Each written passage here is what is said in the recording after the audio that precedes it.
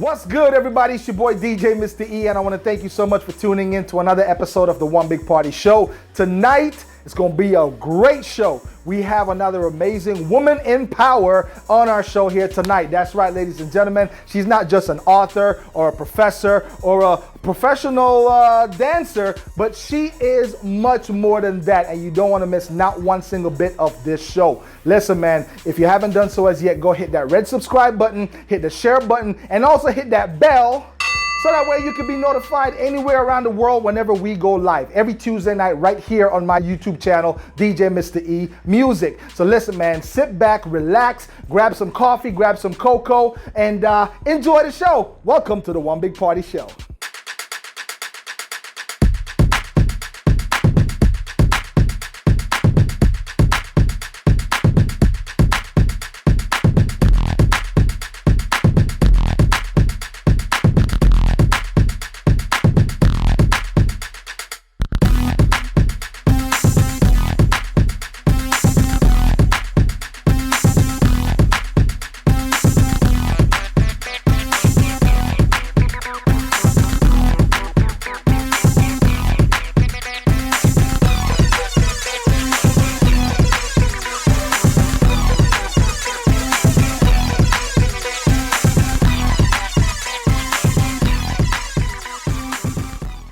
And we're back, ladies and gentlemen. Thank you so much for tuning in. I am your host, DJ Mr. E, and I want to thank you so much for being here faithfully every Tuesday night, 8 p.m. Listen, man, if you haven't done so as yet, please do me a huge favor. Hit that red subscribe button, hit that share button, and also let your friends know that you are watching the One Big Party Show with yours truly, DJ Mr. E. Also, while you're at it, do me a huge favor. Go on our website, djmremusic.com, and get yourself some of this cool merch that we got, the One Big Party tour merch. You also have the Jesus is the Life of the Party merchandise on there. So please do me a huge favor, support your boy. Go get that right now. Listen, man, I always start off the show by showing some local love. And she's not a stranger to nobody. This is your local love of the week. Let's go.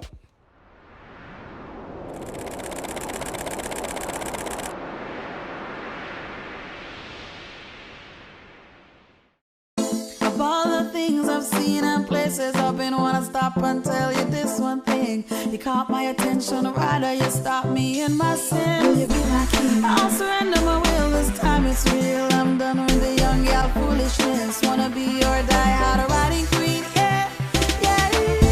I'm on board to follow you, be your number one fan, down right up on your back. Tell me hold on tight, I never let go, I'll be your lady. Steer this wheel, I'll trust in you. Be your number one fan and right up on your back. Tell me hold on tight, I never let go, I'll be your lady. So nobody can say this is a fleeting thing. This love I gotta stay through thick and thin. In the ups and the downs, just call me in, yeah, yeah. All you I gotta see is stability, and the only thing that's flipping in is the DJ and this your rhythm in. And my heart going boom boom rhythm in. I'm on board to follow you, be your number one fan and right up on your back. Tell me hold on tight, I never let go, I'll be your lady.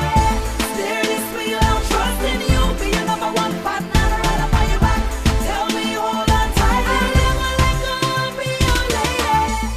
I'll follow you, I'll ride with you, no questions asked, yeah. I'll follow you, I'll ride with you, no questions asked. This queen, I gonna ride with you forever.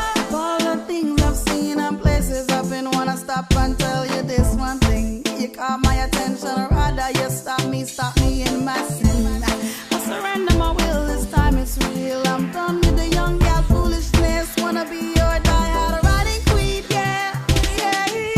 I'm on board to follow you, be your number one fan and right up on your back. Tell me hold on tight, I never let go, I'll be your lady. Steer this wheel, I'll trust in you. Be your number one fan and right up on your back. Tell me hold on tight, I never let go, I'll be your lady. I'm on board to follow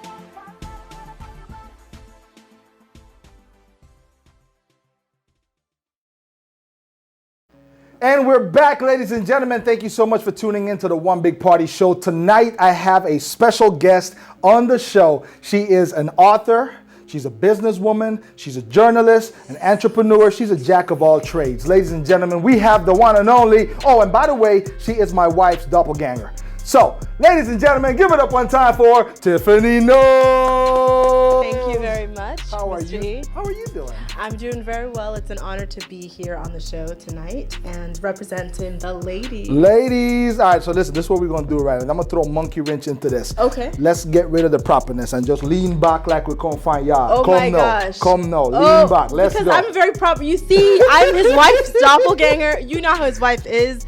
Exactly the same class that I bring to the table. Exactly. That's why we're doppelgangers. So listen, So I don't man. know about the lean back thing. No, you gotta lean back. You know, you gotta pause up. Okay. That's what represent from the islands. Anyways, All right. So listen, for those people who don't know you, I know you. I've known you for many years. And we could tell many stories of our first encounter, Yes. but we'll leave that for another time. Indeed. But for those who don't know you, I know you as a friend. First of all, you're my wife's best friend. You are an author, journalist. You are a business owner, Okay. a dancer, and the list goes on and on. Yes. But that's just what people know on the label says. Who is Tiffany Knowles?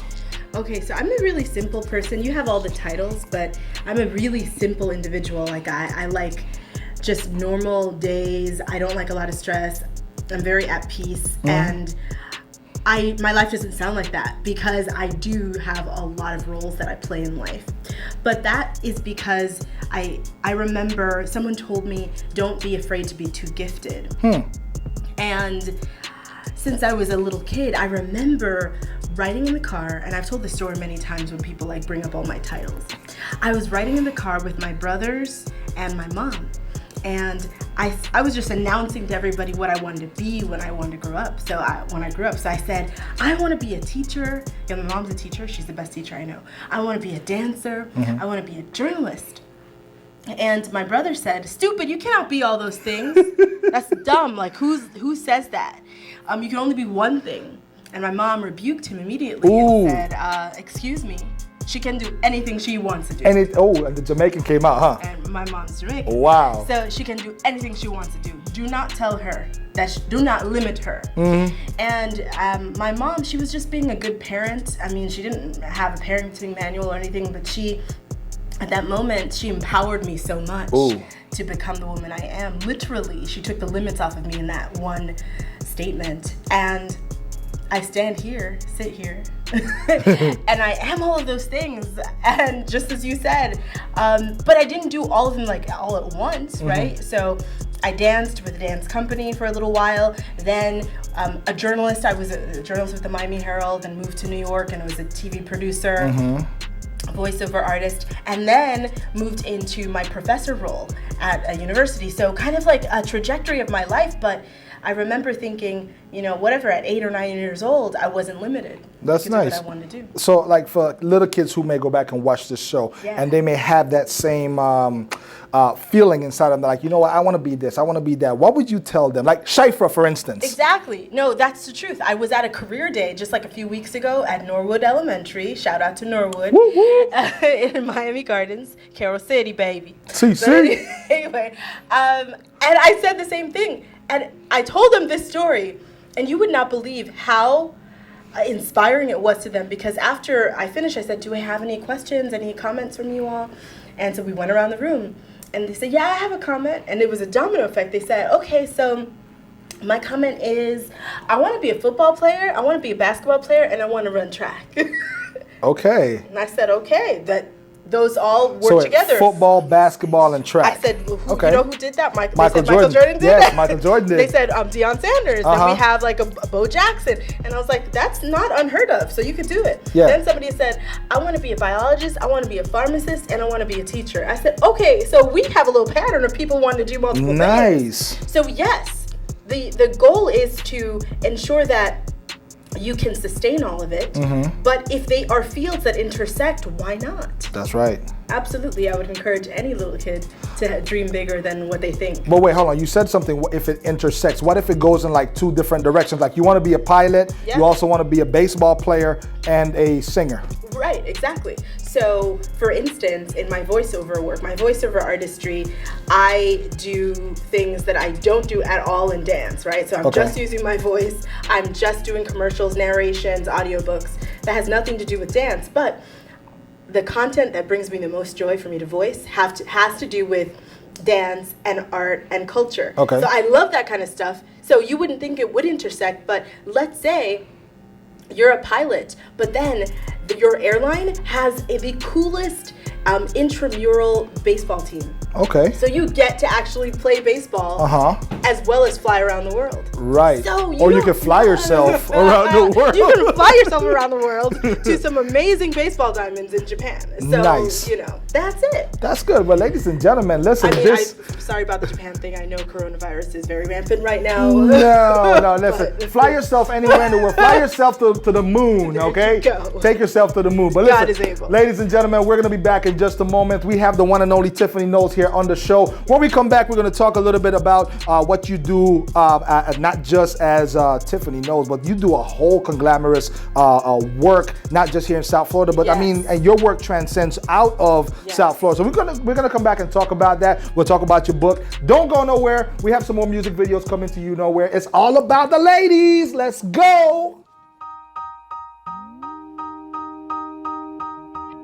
I feel like hiding out underneath my hoodie. Some days I just don't feel pretty. Some days I admit that. I bet you didn't know I get like that. I'm hiding from my Twitter. Sometimes everything's not glitter. Sometimes they mess with my head. Have me wishing I was someone else instead. Hey, but then I finally tell myself, stop. You don't need to be with your nuts. Nobody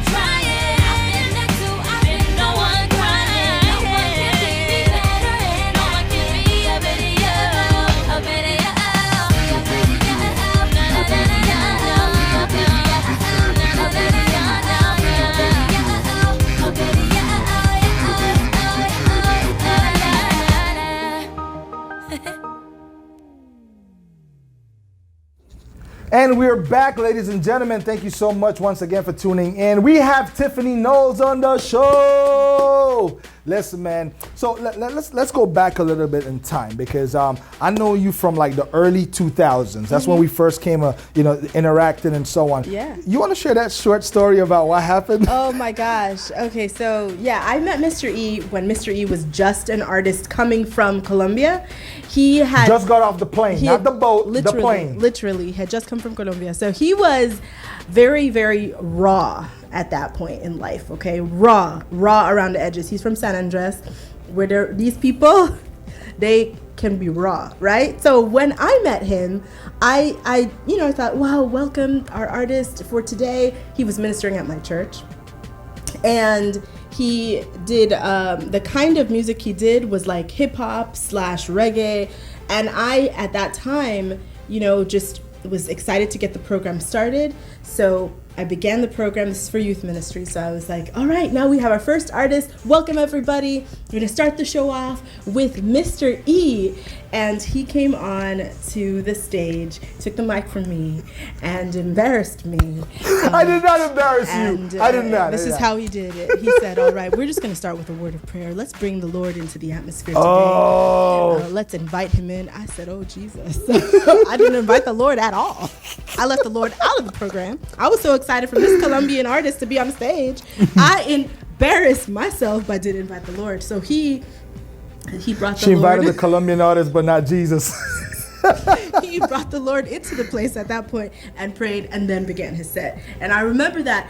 Also, I remember he has the most amazing presence and posture. So like even that, because he has this presence and posture, I was like, oh my gosh, he must think I'm a heathen. He's probably very, very devout and like I'm totally not. And so that was the impression I had. Listen, But he's so down to earth. That's not how he is. I was super nervous, man. It was like one of Really? it was like one of the first shows that I've ever done before, like when I first got here. This is a word. No, I'm serious. It was like one of the first shows that I did when I got here. Unique actually hooked me up with that show. Right. This was before we His even wife. started dating. Like we were just friends and stuff. And I was stalking her, not to get into a relationship. I was stalking her because she was a promoter. Exactly. So she can vouch for me. Yeah. I did not stalk my wife. She stalked me. You had just moved here, so you were trying to get connected. Exactly. Yeah, but no, I feel like this is a word, because literally I thought because he exudes such a presence, I thought he may have been upset about how I started the program. Like this is unacceptable. Let's invite the Lord. And not to know he was so nervous. Like he was literally shaking in his boots. I had no idea. Now you know. So the word is, regardless of what you may think about yourself, people see you and see a warrior. They see an overcomer. They see somebody in control, in charge. It is so amazing that you would say that. That's not at all how I saw you. Listen, I still get nervous when I get on stage. Like it could be the smallest gig or the biggest gig. Wow. I still feel the same way. Really? And listen, you could talk to anybody. You could talk to Lecrae. They probably feel the same way too. And there's no one that sees Mr. E on a stage and says that. Listen, anyway, but it's not about me. It's about you. Listen, so let's move forward. Fast forward a little bit. But you wanted me to tell these people the story. Yeah, but that wasn't part of the story. Okay, but it's all good though. Listen, so after that, you moved from Miami and you went to New York. Yes. And you started studying what, journalism? Yeah, so I studied journalism here at Barry University and worked at the Miami Herald for a while. Funny story. The newspaper? Yes, okay. The newspaper. Like it was amazing working there, but I remember one of the first assignments I was out, I was covering an Argentinian festival and I was trying to get a quote. This festival was huge and it was a lot of people, so I had to speak Spanish. And then when I was there, this this Argentinian artist, he's like, oh, if you want an interview, that's fine. He gave me the interview, and then at the end he asked me, give him a kiss here, and then he gave me a pop kiss on my mouth. It was journalism, just like baptism by fire. Yes! They threw you in the deep end of the pool. Exactly. Wow. So, but covering Miami events and stuff like that, it was amazing. But then I wanted to go to do my master's, so I moved to New York. went to school at NYU, Mm-hmm. and then worked as a coordinating producer for a TV production company. Nice. So that's how that started. Cool. And so how long were you in New York? Because you were there for a good minute. A very long time. Because I remember we've gone to New York. We've done events at NYU with you and your peoples up there, and you basically started a life up there. I did. I started a life after I finished graduate school. So Okay. I was graduate school for only like 2.5 years, was studied abroad in South Africa, came back to New York, continued living there and working there. So 12 years in total. Wow. That's great. Listen, do you miss New York? There are many things. That says a lot. There are many things I miss about New York. Specifically, when I was just back like last month, visiting Kingdom Life Ministries, Brooklyn, New York. Shout out to Apostle Bonady. That's right. When I was visiting there, it was amazing, the accessibility of that city. You can just go across the street and get what you want. Like seriously, that's the most amazing I remember thing. where you live in New York. You can walk down the street to Junior's Cheesecake Factory. Come on. It's amazing. Come on that now. kind of accessibility to get what you want. It could be pharmacy, it could be food, it could be makeup, it could be anything. Here, living in Miami again, you have to drive 5 places to get what you want. Well, I'll tell you this one thing. It's not as bad as Atlanta, where for you to get one thing, you got to drive 10 miles. Oh gosh. Oh yeah, that's the thing when you live in a city where everything's spaced out. Oh my gosh. So that's what I miss about New York: the culture, the amazing accessibility. So after you graduated from college, you got your master's and everything. Right. You moved. Well, you were still there for a little bit before you moved back down to Florida. Right. So stayed there and worked, and then got a job at the City University of New York. Okay. Teaching. That's when I first started actually teaching at the university level. Nice. Okay. What were you teaching there? I teach communication studies, which I still do teach today. Okay. So classes in journalism, broadcasting, audio production, things of that nature. Got Speech. you. Now, before we get to this next part, I want to ask you something, because I know you said earlier that your mom is Jamaican. Is your Yes. entire family Jamaican? No, I'm a half-breed, so a nice little tropical mix. So Okay. my mom's Jamaican and my Okay. dad is Bahamian. So let me ask you this then. Yes. If your mom is Jamaican, boop, boop, what do you call Bahamians? What does Bahamians do? Hey boy. Rake and scrape? Hey boy. Hey boy. Rake and scrape, it's true. Junk canoe. Junk canoe? Yeah, okay. that's all right. it. So, okay, go back to the boop boop. Why is Yeah, it? rake and scrape. I'm going to ask, because I ask this all the time whenever I do events, and I say, yo, what my Caribbean people? Jamaicans always boop, boop, boop. Why? Okay, so the fact is, Give me a professor answer. No, dance hall has been very pervasive in the culture, and so that is an homage to a dance hall song. When we Okay. talk about boop boop. It's not because we are necessarily going around shooting up the place all the time, and that's okay. That's a far-fetched kind of stereotype. Yes, there is a violence issue in Jamaica, but most people here in America, they're very forward-thinking, progressive. They want to work. They're not coming shooting up the place. Nice. So why are we in a party doing that? Not because we're violent people, but we were just paying a tribute to the dance hall culture. So it's like you heard your favorite song, instead of being like, yeah, you're like, boop, boop. Okay. That's it. Ladies and gentlemen, I think this might be the best answer I've heard so far.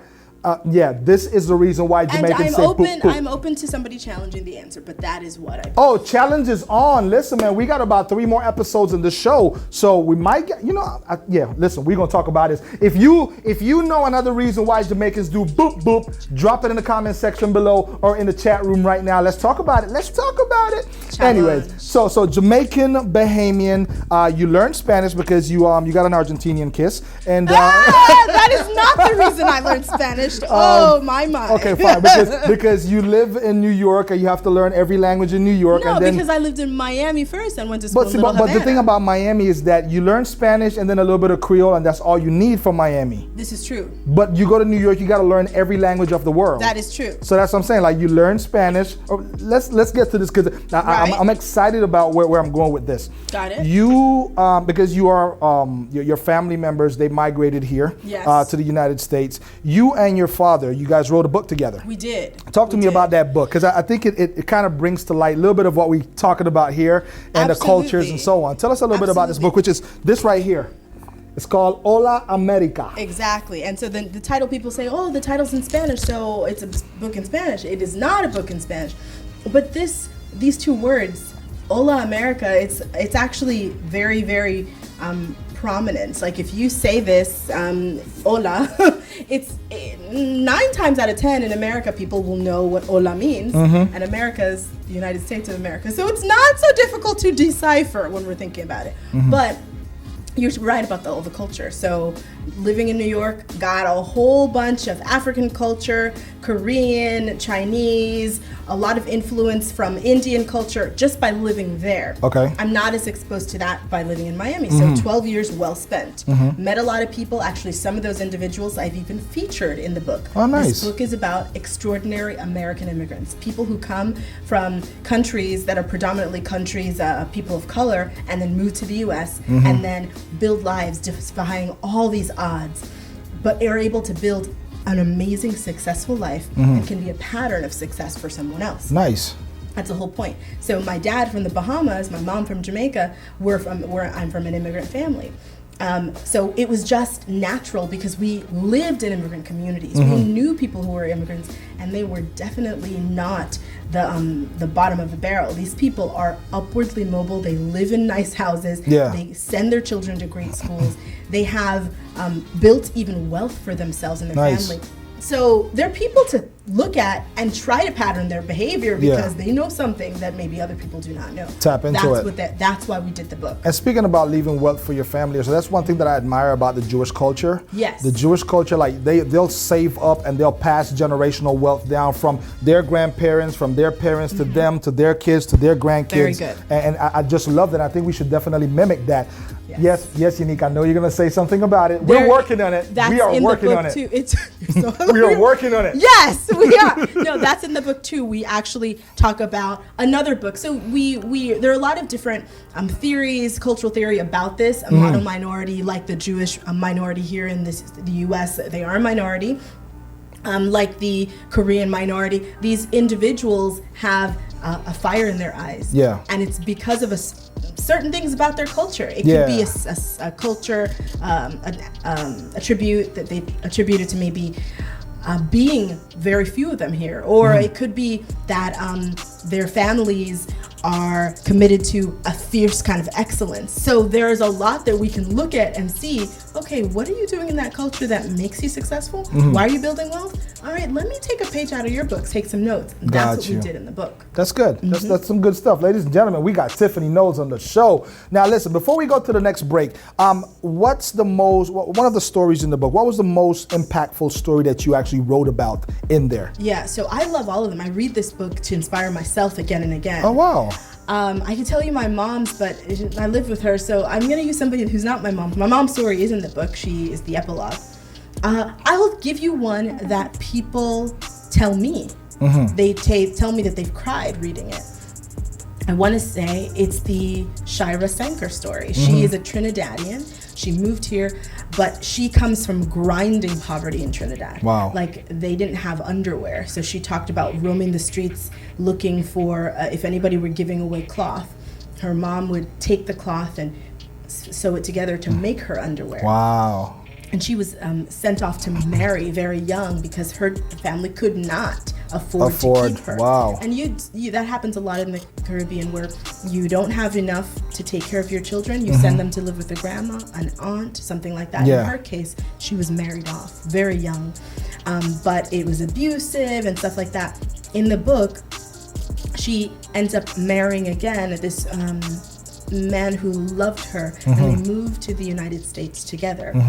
Undocumented. She is a nanny, he working in construction, and they were so afraid because every day you go out into the world and you don't have proper papers. Wow. It is a risk. Yeah. But then she talked about how they navigated that, what they did, joining a church, a network that helps them build themselves up socially as well as spiritually. Yeah.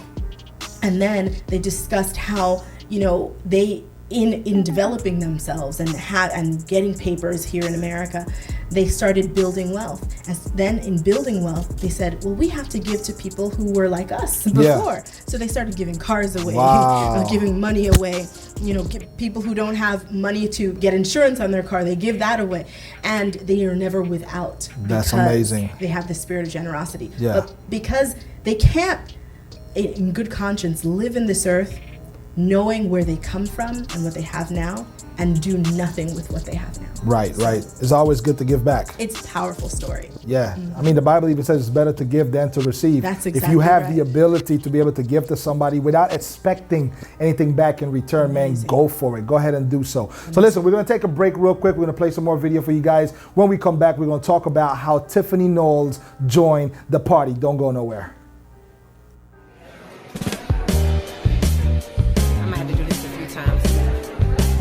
So I wrote a little song for you, and I really hope that you like it. This is how it goes. It's a girl thing, let your curls hang, let your pearls swing, let your girls bang. It's a girl thing, let your curls hang, let your pearls swing, let your girls bang. It's a girl gang. Girl gang. It's a girl gang. Girl gang, gang, gang. It's a girl thing, let your curls hang, let your pearls swing, let your girls bang. It's a girl thing, let your curls hang, let your pearls swing, let your girls bang. It's a girl gang.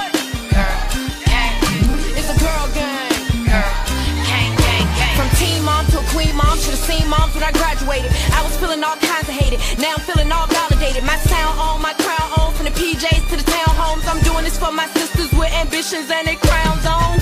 So polish it, acknowledge it, then gonna get those scholarships. And don't just reach your goal, sis, demolish it. I got your back, sis, if they talking backwards. Tell them we ain't never backing down like a backflip. I promise you can put your burdens all on my back. And if they ever hang us up, sis, we calling them back. I told them they don't wanna war with us, cause we got the Lord with us. They'll go from straight ignoring us who wanna go on tour with us. Hold up, excuse me, can I get a refill on this water, please? And also, could you put some lemon on the side? Thank you so much. So, you know, like, back to what I was saying. It's a girl thing, let your curls hang, let your pearls swing, let your girls bang. It's a girl thing, let your curls hang, let your pearls swing, let your girls bang. It's a girl gang. Girl gang. It's a girl gang. Girl gang, gang, gang. It's a girl thing, let your curls hang, let your pearls swing, let your girls bang. It's a girl thing, let your curls hang, let your pearls swing, let your girls bang. It's a girl gang. Girl gang, girl gang, gang, gang. Mark it on the calendar. This is not the day that they should challenge her. If they didn't get the picture, check the camera. Please don't underestimate. We don't have to fabricate. We ain't gotta act, boy. All we do is activate. We get it started till the day we departed. We the life of the party. You can ask anybody. We some mothers, we some wives, and we working 9 to 5, but we still deliver bars every time that we arrive. They gon' say that we bananas when we start going 8, but since we super capable, we gon' start wearing cake. I told them they don't wanna roll with us, cause even if it's 4 of us, we still gon' get alive. They gon' wonder if it's more of us. Hold up, excuse me, but sometimes I get a little excited because this gang ain't a game. And I figure that even if you're not a fan, you should still keep it cool, baby. So what I want you to do is decide, are you gonna move with us or you gonna move against us? I'm just saying, it's a simple question. It's a girl thing, let your curls hang, let your pearls swing, let your girls bang. It's a girl thing, let your curls hang, let your pearls swing, let your girls bang. It's a girl gang. Girl gang. It's a girl gang. Girl gang, gang, gang. It's a girl thing, let your curls hang, let your pearls swing, let your girls bang. It's a girl thing, let your curls hang, let your pearls swing, let your girls bang. It's a girl gang. Girl gang. It's a girl gang. Girl gang, gang, gang.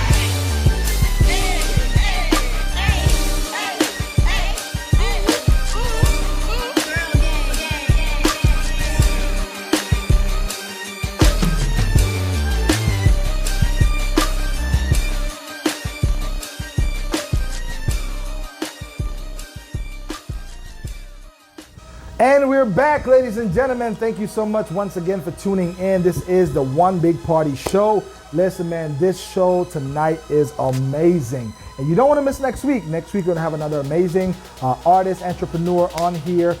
So definitely don't miss it. Tonight, we have the one and only Tiffany Knowles. She is in the building. Yo, listen, man, big ups to you. Listen, your story is amazing. This All Our America book is phenomenal. It is. You know, and it's not because I just really, I think it's pretty phenomenal too. no, it is really good. It is really good. There's some really cool stories in there that people could definitely relate to. And definitely, where can they get the book, by the way? Yes, so it is on Amazon. I was going to say it's an Amazon bestseller. Not yet, but it is on. Let's make it a bestseller, ladies and gentlemen. Let's go. Amazon.com. So you can go and pick it up. Or if I'm speaking somewhere, I always bring copies with me. And then I will sell it to you and autograph for you right there on the Now, if somebody wants to get a hold of you to come and speak or Yes. talk about your book, how can they do that? Yes, so that you can go definitely onto my Facebook, always Tiffany Knowles, Instagram Tiffany Knowles, Twitter Tiffany Knowles, or TiffanyKnowles@gmail.com. Nice. Do you do MySpace?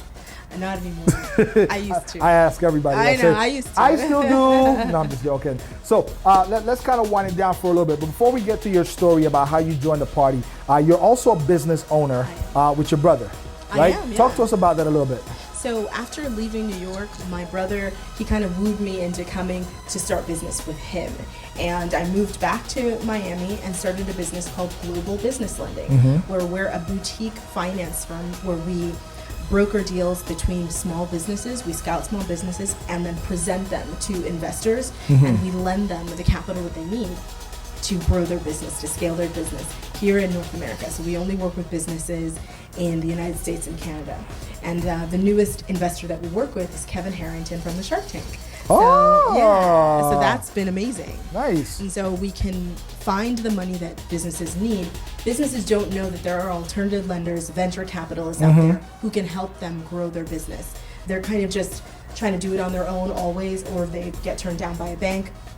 And I think that's the only way to go. But that's not. They can be provided with capital even if they're not bank worthy, right, Nice. for an investment. So give me 2 brief tips real quick on if I'm a small business owner, I need to get a loan. Give me 2 simple tips that I can work on to get that. You need to have a business bank account. Okay. I cannot do anything with you unless you can demonstrate documentation that you have cash flow coming in. So I need you to have a business bank account.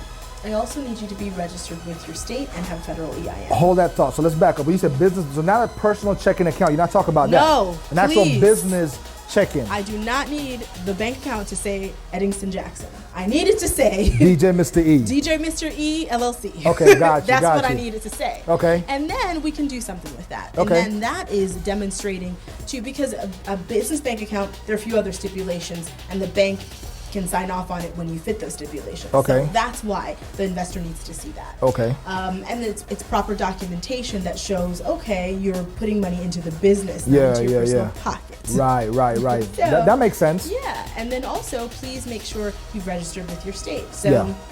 you have maybe a limited liability company is a good entity to have.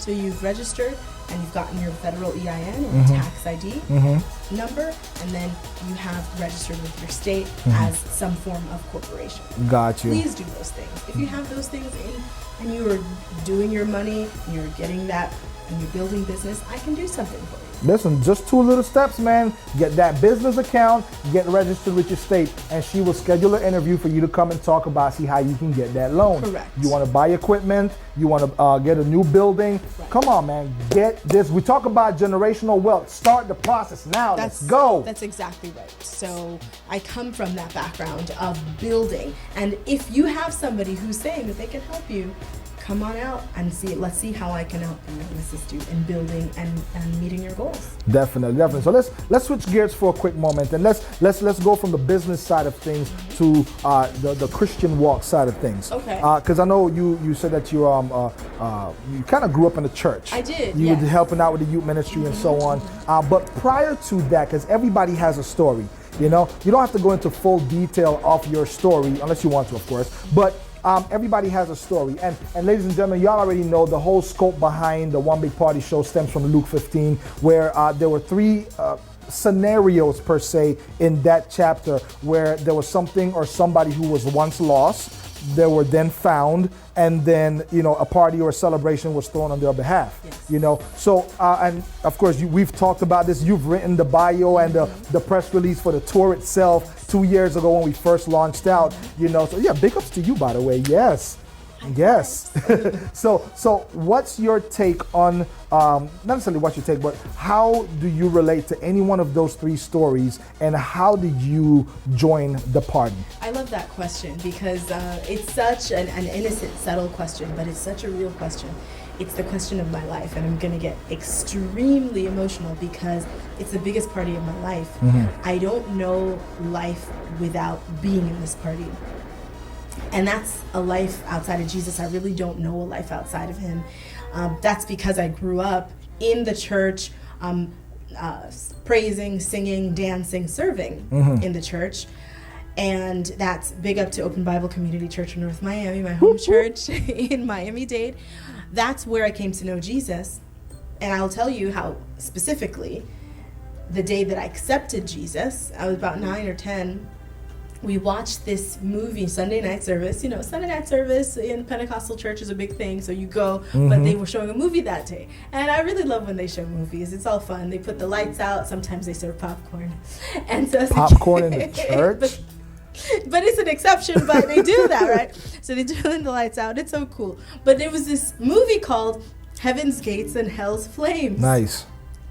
Oh gosh, it's not nice. Okay. No, because I've seen the play. You've seen the I've seen the play. When I was at Evangel, they brought the play there a couple of times, and yeah. Exactly. We'll talk about it after. So as a little kid, though, there's something about that story that was like frightening, because you see a lot of people working in life, doing their thing. Some people who you would not expect to be brought into hell's flames actually were dragged into hell's flames by the demons. Right. And some people who you didn't know, wait, they accepted Jesus at the end of their life. Oh my gosh, they get to go to heaven. Right. So it was a play that they made into a movie. That's what it was. Right. So watching that, I was like, oh my gosh, I definitely don't want to be the one dragged into hell's flames. I want to go and be with Jesus forever. And I saw the celebration that they had for those people, and I wanted to be part of that group. So what you're saying is that the movie scared the hell out of you. Exactly. Okay, So as I get it. Kid, it was easy to then, does anybody want to accept Jesus? Of course. I went up and accepted Jesus, and there were quite a few kids who did. Yeah. So, you know what, the arts are a great way to reach children. It's such a wonderful way, because it kind of passes the normal, the conventions of religion. Right. And to some things that they are more familiar with or that captivate them. So correct. That's what ends They up make it happening. relatable. Right. So that's how I accepted Jesus and then served in church. But you know what? After a while, you begin to be numbed over by religion, because that's what happens. You know, you see all of the religious practice and, you know, the things that people do and they shouldn't be doing. And you're like, wait, you know Jesus? You know Jesus? But why you behave like that? Right. You begin to wonder, well, what is this Jesus thing? Because I don't know if anybody actually knows him, because I see you and I see that doesn't look like the Bible, that doesn't look like Jesus. What do I do? It makes you question if they're really saved. It makes you question everything, because am I really saved now? Because I don't know, and I have to live a perfect life, and living a perfect life is very difficult. Right. So you begin to perform and all these things. So all of that was happening, teens and 20s, and then I believe an epiphany happened when I was in New York. I was serving also in church, but I was going to Kingdom Life Ministries International in Brooklyn, New York. Boop, boop. Hello. And I remember somebody gave me a book by Joseph Prince. Okay. Destined to Reign is the name of the book. And it talks about how grace is unmerited, which means that there's nothing you could ever do that could separate you from Jesus. And there is all that is afforded to you without you having to perform. Right. And you are destined to reign with Jesus forever in heaven. And so I'm destined to be in that party forever and ever with him. And I didn't have to work and work and work to get him to smile on me. Right. He was already smiling on me. But for some reason, it was a strange concept to me. Yeah. But it is the essence of the gospel. Right. Why didn't I know this? That's what I say. I have two entrances to the party. I feel that I accepted Jesus at a young age, but then came to know really the message of grace, that there's nothing you could ever do that could separate you from Jesus. And he gives you all of these amazing benefits without you having to do anything except, I love you, Jesus, come into my life. And then he starts showering. And then your relationship with him is fortified because of all that he does. Right. That's it. That's good. And basically, you're saying that you don't have to fix yourself up first to come to Jesus. You come just how you are. That's correct. And he will fix you up. That's exactly right. And so then what grace does, grace is a keeping power. So because he's fixing you up and affording you, he's making you look good, smell good, he's making you walk good, he's making you talk good, learn all these things. And then all of a sudden people looking at you and like, wow, you're amazing. Oh, you're incredible. Like, you look like royalty. I just feel like that it's about the God in me. And that's when you begin to say, Oh yeah, Jesus, he gives me all these things. I don't really deserve them, but for some reason he makes my bad into good. And that's when it begins to click for you. And then you say, oh, I don't want to live life without Jesus. Jesus is an amazing edge to have in this life.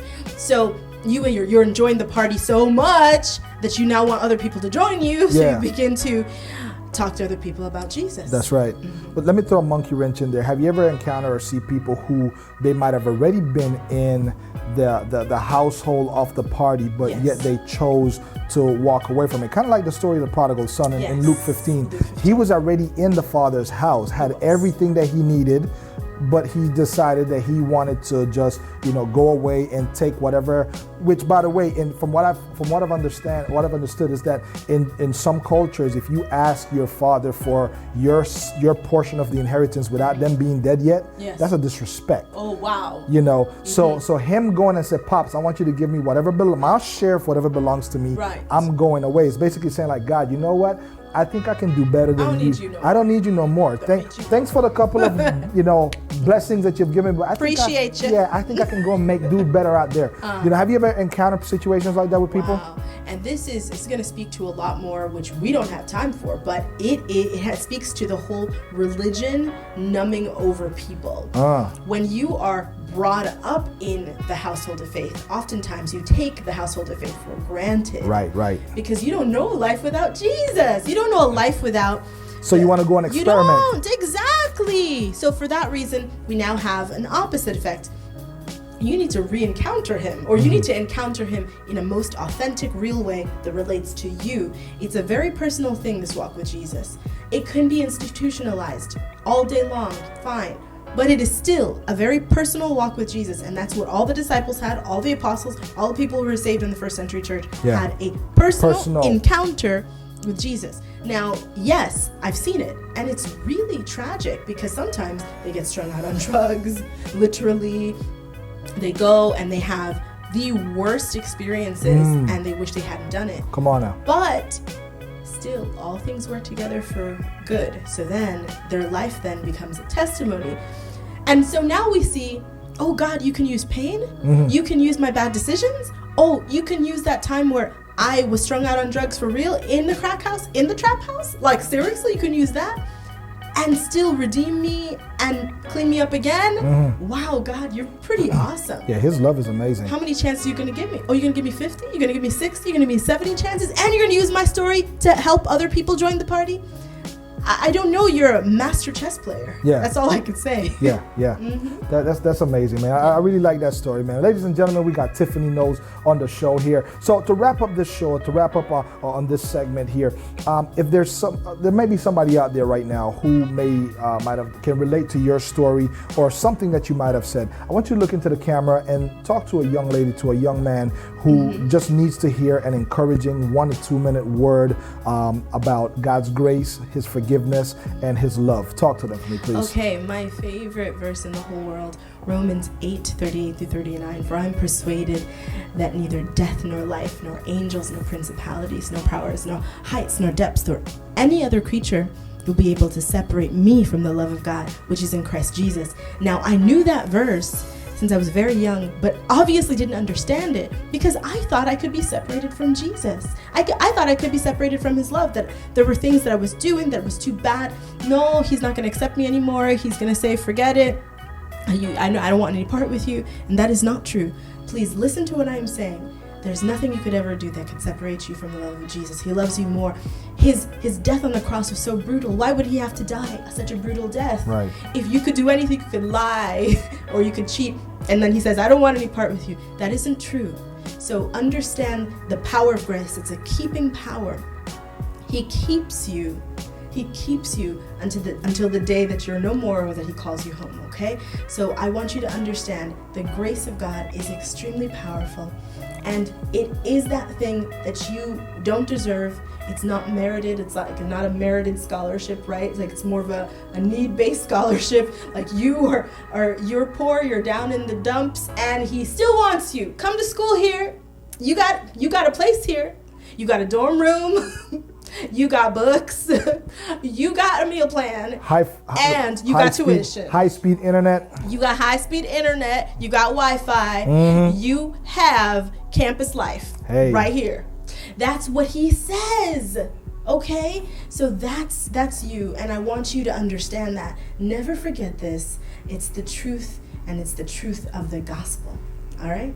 Love you. Listen, man, thank you so much for being here on the show. You are amazing. Ladies and gentlemen, once again, we have Tiffany Knowles on the show here. Before we close out, ladies and gentlemen, once again, tell them where they can get a hold of you if they want you to come and preach, because you just laid down a heck of a word. Oh, wow. If they want you to come and preach on a ladies' Sunday or just on a conference, whatever the case may be, where can they get a hold of your information? I don't really preach that much, but I do do speaking engagements all the time.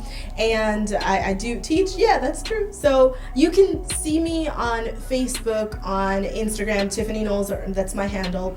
Or you can reach out to me at tiffanyknowles@gmail.com. But my name is spelled not traditionally. The last name is popular now because of Beyonce, my cousin. But my first name is TIFFANIKNOWLES@gmail.com. I'd love to hear from you. That's right. Make sure you guys go and get her book. Hola America is on Amazon. Let's make it the bestseller this year, 2020. So let's go. Go get that book right now. It's available on your Kindle Fire, on Amazon, wherever you read books. Go find it. Please. Okay? Please do. Listen, it's your boy DJ Mr. E. Tiffany Knowles on the show. Thank you so much for tuning in. We got one more video we're gonna show for you guys, and then we are out. Hope to see you again next week. We have another amazing show lined up for you. Make sure you log on to the website djmremusic.com. Get some of the cool merch, get some music and all that good stuff on there, and follow your boy on all social media platforms at DJ Mr. E Music. That's at DJ MREMUSIC. See it right here on the bottom of the screen. There you go. Listen, and hit that red subscribe button, hit the share button and the bell to follow us and listen to whenever we go live, wherever you are in the world, every Tuesday night, 8 p.m. right here on my YouTube channel. God bless you guys. See you next week on another episode of The One Big Party Show.